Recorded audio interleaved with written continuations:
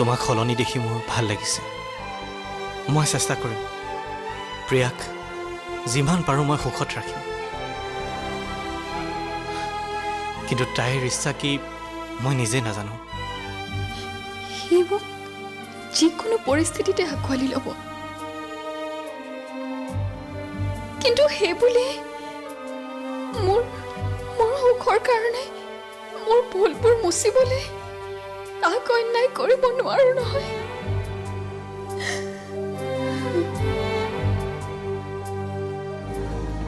এই লোকচান হৈ থকা প্ৰজেক্টটো এসপ্তাহৰ ভিতৰত যদি কিবাকে লাভ কৰাই দিব পাৰোঁ, আৰু মই যিকোনো প্ৰকাৰে হ'লেও পাৰিবই লাগিব। নিচি মাক হ'বলৈ ওলাইছে। এবাৰ তুমি তেওঁৰ ওচৰলৈ যোৱাটো ভাল আছিল নেকি? ক্ষমা কৰিবা খুৰী, তোমাৰ এই অনুৰোধটো মই ৰক্ষা কৰিব নোৱাৰিম। প্ৰথমবাৰ সাহস গোটাই মই তাইক মনৰ কথাবোৰ খুলি ক'লোঁ। তাইৰ পৰা এনেকুৱা ব্যৱহাৰ পাম বুলি কেতিয়াও ভবা নাছিলোঁ।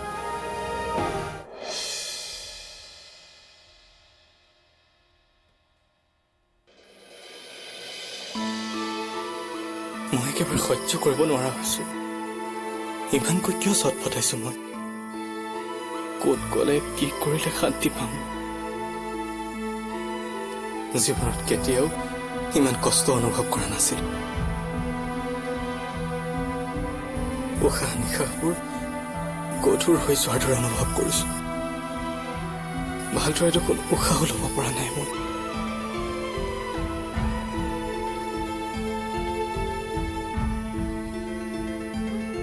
হে ভগৱান, ৰাস্তা দেখুওৱা মোক। এই দুখৰ ভাৰৰ পৰা মই কেনেকৈ পৰিত্ৰাণ পাম? প্লিজ ভগৱান, শান্তি দিয়া মোক।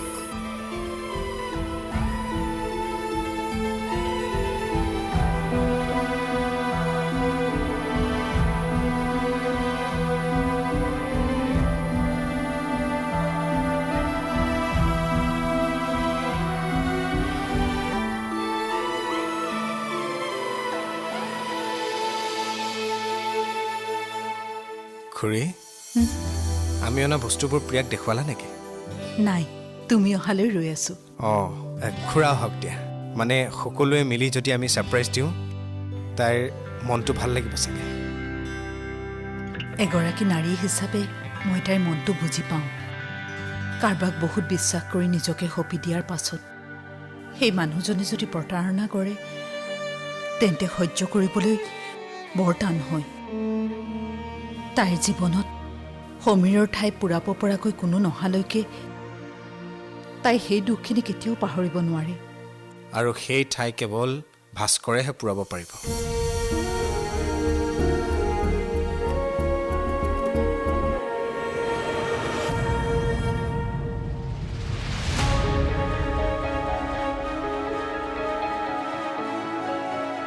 কামবোৰ কৰিব লাগে কাৰণে কৰি আছোঁ যদিও নিচি ভৱিষ্যতৰ চিন্তাই মোৰ লগ এৰা নাই। আৰু বিকিৰ সলনি হোৱা ভাৱ ভংগীমাই মোক আৰু বেছি চিন্তিত কৰি তুলিছে। কি কৰিব পৰা যায়? অঁ, সেই নিচে কি কৰিছে? ৰুমতে আছে।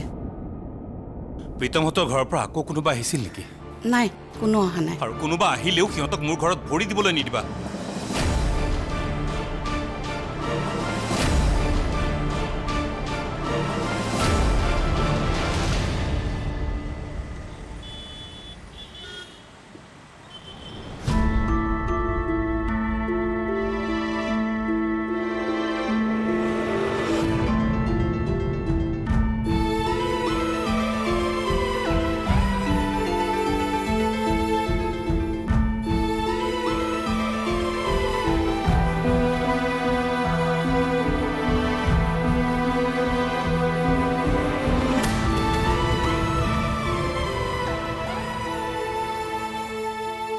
ভাস্কৰ, হা দেউতা?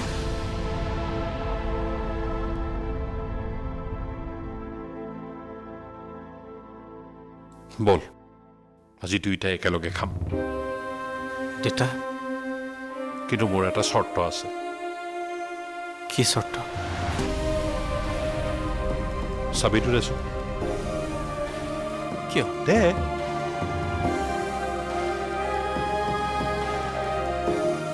বল এতিয়া আৰে বল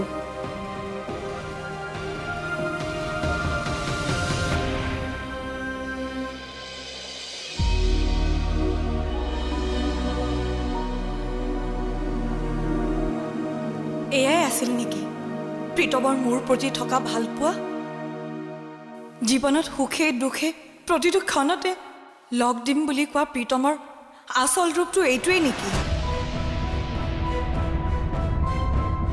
পাপাই কোৱা কথাবোৰ গুৰুত্ব নিদি মই বিৰাট ডাঙৰ ভুল কাম কৰিলোঁ কিন্তু পাপাই মোক কিয় বাৰে বাৰে এবচনৰ কথা কৈ আছে মইতো তেওঁৰ নিজৰ সন্তান তেন্তে মোৰ গৰ্ভত থকা সন্তানটিৰ প্ৰতি কিয় অলপো দয়া মমতা নাই এতিয়া মোৰ কাৰো ওপৰতে বিশ্বাস নোহোৱা হৈ গৈছে মনত অনবৰতে ভয় এটাই খুন্দিয়াই থাকে কিবা যেন নিৰাপত্তাহীনতাত ভুগিছোঁ মই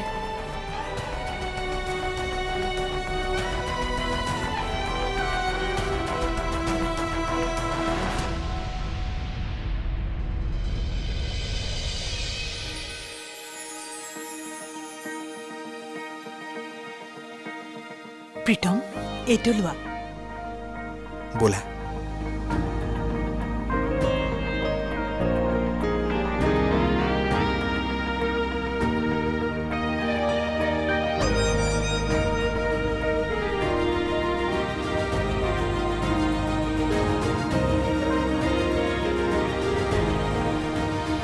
খুৰী দিওঁনে দিয়া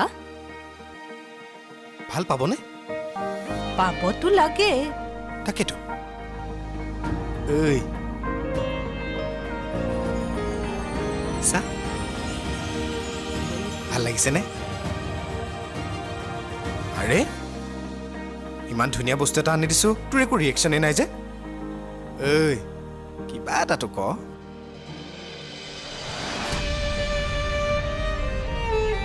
কিবা এটাতো ক দেখিলা খুৰী ইমানবোৰ দোকান ঘূৰি ঘূৰি তাইৰ কাৰণে এইটো এনেই আনিলোঁ আৰু সঁচাকৈ প্ৰিয়া তোমাৰ কাৰণে এই পুতলাটো আনিবলৈ গৈ আমি বহুত কেইখন দোকান ঘূৰিছো তোমাৰ ভাল লাগিছেনে বাৰু আৰে অ' খুৰী ইমান ডাল এক্সপ্ৰেছন দিছে দেখিছানে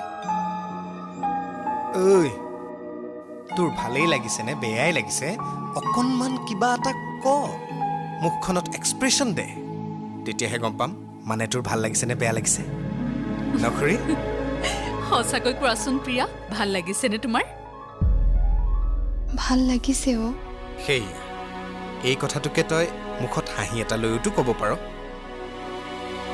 হাঁহিবলৈ মন নাথাকিলে মই জোৰকৈ কেনেকৈ হাঁহোঁ চা ঘৰখনলৈ অকণমানি মৰম লগা পুতলা এটা আহিব যাৰ লগত আমি হাঁহিম খেলিম সুমলাম এই হ'ব উঠ নিজকে প্ৰুভ কৰাৰ আৰু এবাৰ সুবিধা পাইছোঁ আশীৰ্বাদ কৰিবা যাতে সফল হওঁ নিশ্চয় সফল হবি এইখিনি সময়ত তোমাৰ এনে মানসিকতাই তোমাৰ সন্তানটোৰ ওপৰত বিৰূপ প্ৰভাৱ পেলাব পাৰে মাক হোৱাটো ইমান সহজ কথা নহয় প্ৰিয়া দেউতা প্ৰিয়া মোৰ কেতিয়াও নহ'বই নেকি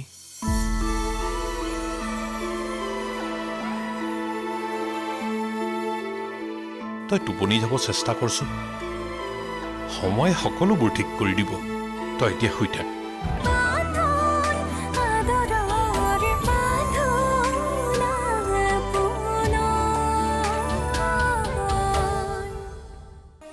ঘৰখনলৈ অকণমানি মৰম লগা পুতলা এটা আহিব যাৰ লগত আমি হাঁহিম খেলিম সুমলাম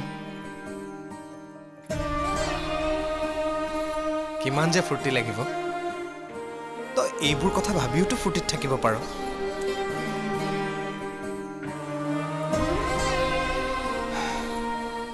হৈ যোৱাবোৰতো আৰু নোহোৱা কৰিব নোৱাৰি, কিন্তু আহিবলৈ ধৰা দিনবোৰক ভাল কৰাৰ চাবিকাঠি প্ৰত্যেকজন মানুহৰ নিজৰ হাতত থাকে। তোৰ হাততো আছে। প্ৰীতমে ঠিক কথা কৈছে প্ৰিয়া।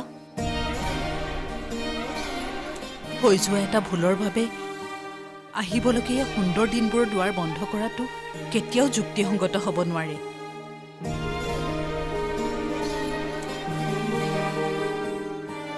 এইবোৰ এতিয়া মোৰ বাবে অলিক কল্পনা। সপোন দেখিবলৈ মই কেতিয়াবাই বাদ দিলোঁ। সপোন দেখাটো পাপ হ'ব নোৱাৰে প্ৰিয়া। অসম্ভৱ বুলি তাক পৰিহাৰ কৰাটোহে পাপ। দেখ তই, তোৰ যিমান মন যায় সিমান সপোন দেখ। তোৰ সপোনবোৰ পূৰণ কৰিবলৈ আমিবোৰ তোৰ কাষতে আছো নহয়। যি সন্তানে জন্মৰ আগতেই পিতৃৰ পৰিচয় হেৰুৱাইছে, যাৰ হ'ব লগা মাতৃ সমাজত নানান ককৰ্থনাৰ সন্মুখীন হৈছে,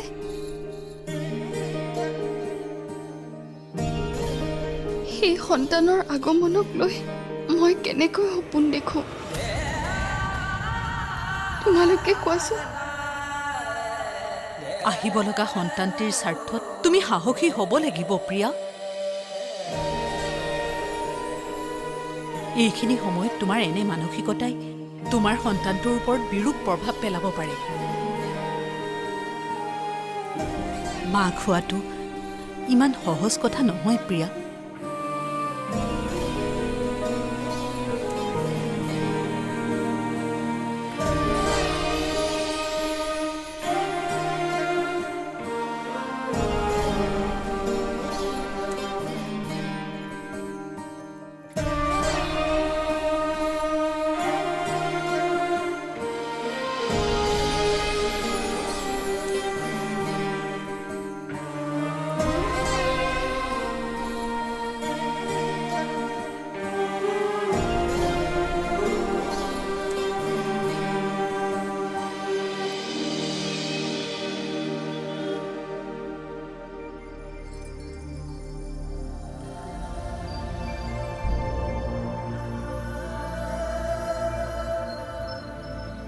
দেউতা, প্ৰিয়া মোৰ কেতিয়াও নহ'বই নেকি?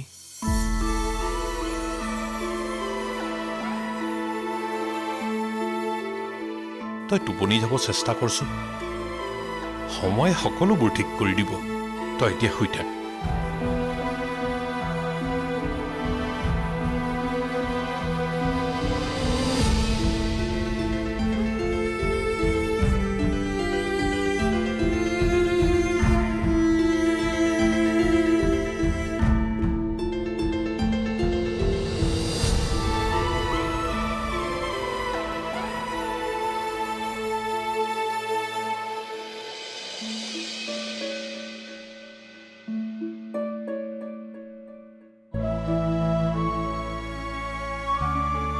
খুৰা,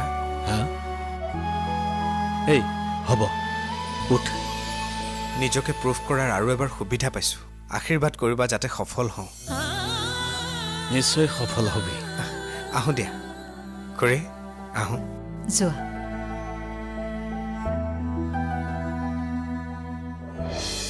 এইটো সময়ত প্ৰীতম নিচিৰ ওচৰত থকা হ'লে ভাল আছিল।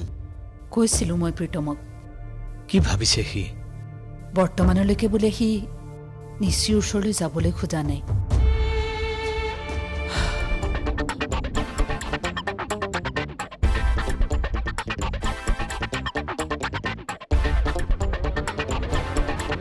মেকুৰীয়ে মিঠাই খালে ঐ।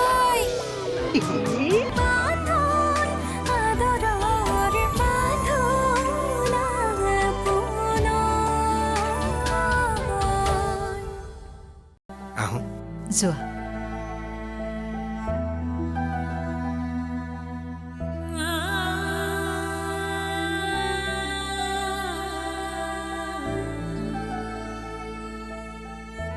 দিন যোৱাৰ লগে লগে ল'ৰাটো দেখিছোঁ বেছি দায়িত্বশীল হৈ পৰিছে। কিয় নহ'ব, আপোনাৰহে ল'ৰা। কেৱল মোৰ নহয়, আমাৰ বুলি কোৱা। মোৰ এইটো জীৱনত যিমানখিনি আছে তুমি সেই সকলোবোৰৰে সমভাগী।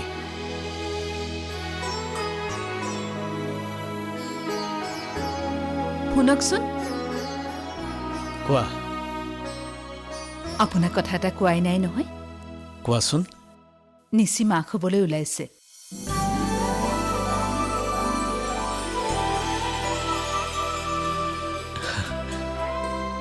কালি বজাৰলৈ যাওঁতে লগ পাইছিলোঁ তাইক। তেনেহ'লে এইটো সময়ত প্ৰীতম নিচিৰ ওচৰত থকা হ'লে ভাল আছিল। কৈছিলোঁ মই প্ৰীতমক, কি ভাবিছে সি? বৰ্তমানলৈকে বোলে সি নিচিৰ ওচৰলৈ যাবলৈ খোজা নাই।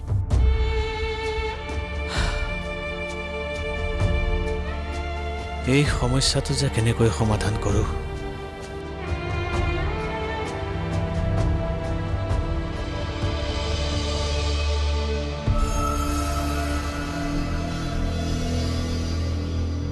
কপাল কোনো নাই দেই।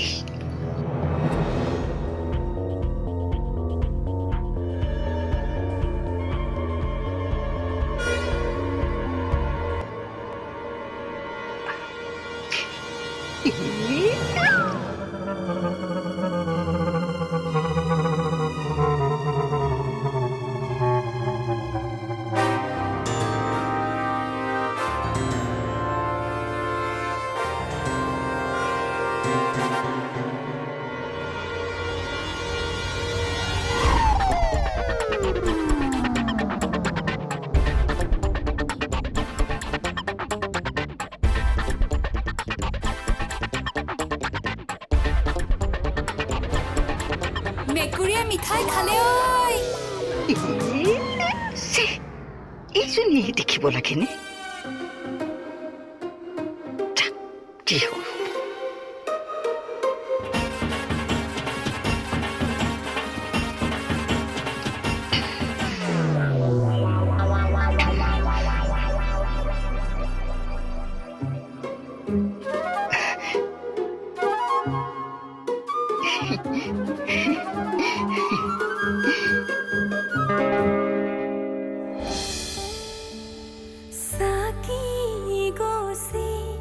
জৰে ধিমি ধিমি বিচাৰি